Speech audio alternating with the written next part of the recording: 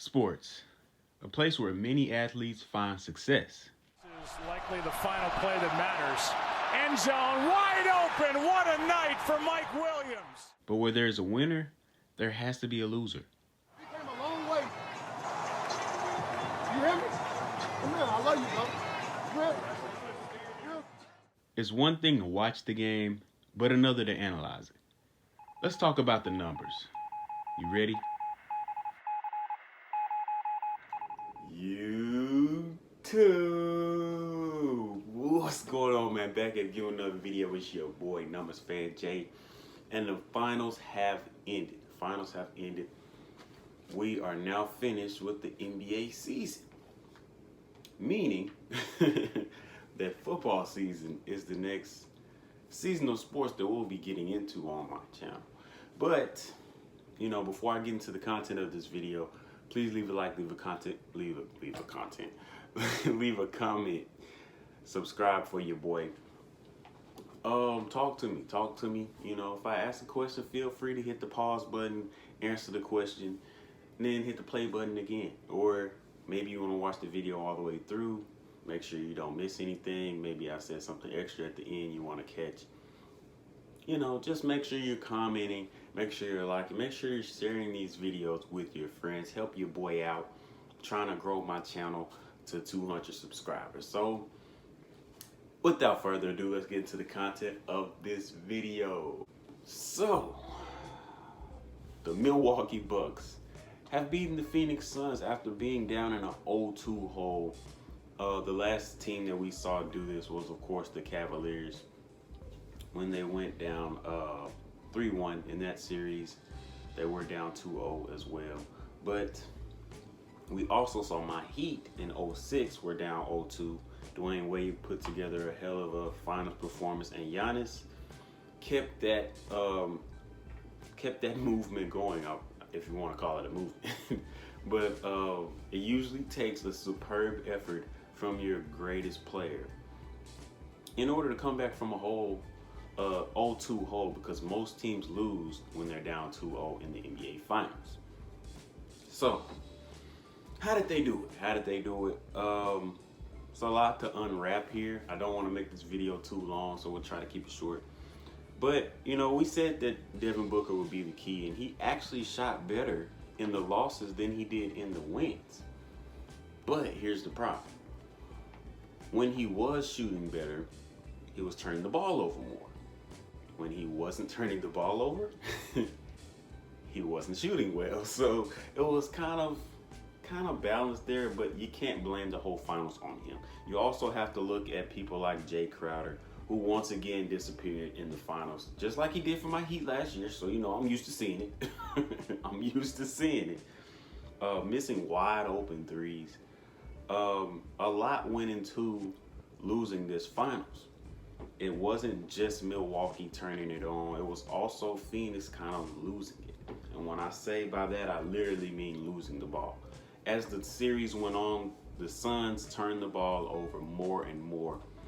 With the exception of Game 5, where they came back down to 8 turnovers. But here are the stats on that. In the 2 wins in the first 2 games of the finals, the Suns had 9 turnovers in Game 1.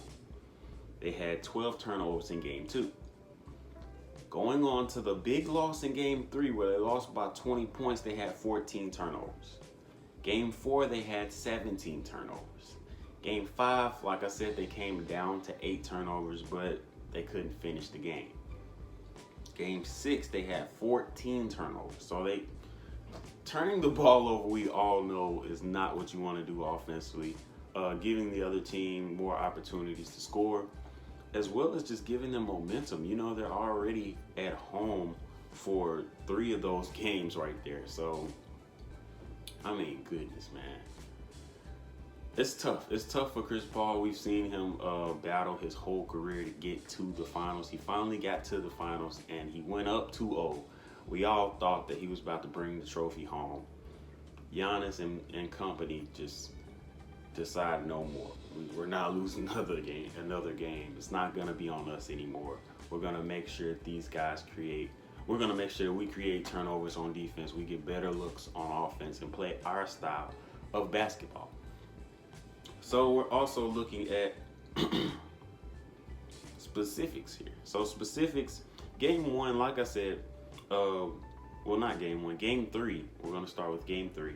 Devin Booker was 3 for 14. He was 3 for 14 in game three. They lost that game by 20. He only had 1 turnover, right? We're going to look at the shots and the turnovers. So game four, moving on to game four, he had 40 points. Excellent shooting from the field, 17 out of 28 from the field. But he had 4 turnovers to just 2 assists. 4 turnovers, never what you want to have. I do realize that that is about 1 turnover per quarter, so that's not really horrible. But the fact that he only had 2 assists, it means something. That game isn't completely on him. I'm just giving you guys some context. So in the following game, he also had 40. So he's the only player in finals history to lose 2 40-point games back to back. He was 17 out of 33 in that game. He only had 2 turnovers, but the second turnover came at the most critical point in the game. A 36-year-old man put the clamps on Devin Booker, a prime Devin Booker. This isn't old Devin Booker. Devin Booker isn't 34, 35. Devin Booker isn't even 30 years old. Devin Booker isn't even, like, come on, bro. PJ Tucker clamped this man up in the clutch with the game on the line. And that's when the Kobe comparison stopped right there. That's when they stopped. Even he came out and said, I should never be compared to Kobe. That is ridiculous. There's no way. You can't create space against a 36-year-old with the game on the line? No, man. I'm not buying that. That's terrible. That is terrible. But not only did he not create space against PJ Tucker, he dribbled into a double team. Jrue Holiday made a hell of a play on the ball, took the ball away, which we saw ended up being an alley-oop on the other end to Giannis. Got fouled by CP3, which really put the game away because Giannis made the free throw. Speaking of Giannis making free throws, we saw it's funny because in game 5 after the game, CP3 thought, he was like, everybody's anticipating a miss at the line. Even Giannis was anticipating a miss at the free throw line. But in game 6, Giannis shot 17 for 19 at the free throw line. So he took one of his biggest weaknesses and made it a strength for his team in a closeout game in the finals. There is nothing you can say that would make me think that Giannis is not a top 3 player in the NBA right now. At 26 years old, dominant on both ends of the court. He had 5 blocks and 50 points. Are you kidding me? Like, what? That is insane, yo. Giannis Antetokounmpo, get that name right, aka the Greek Freak. Much deserved Finals MVP.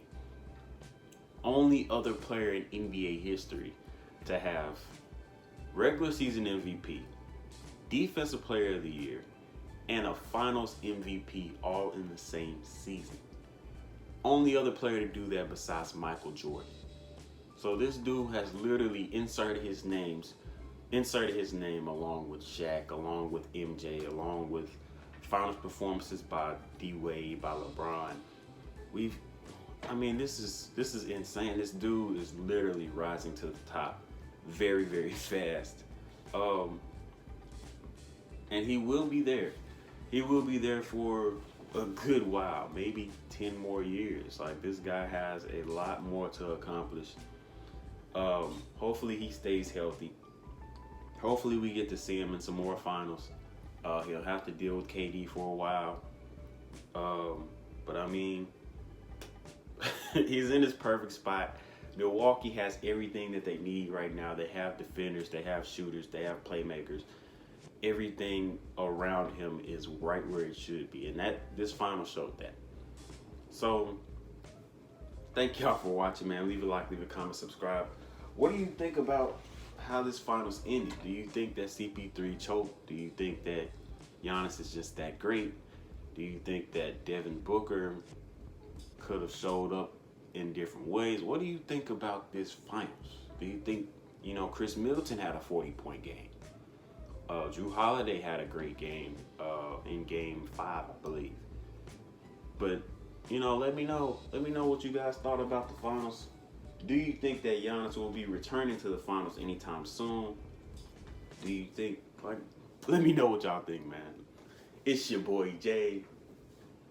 We out of here.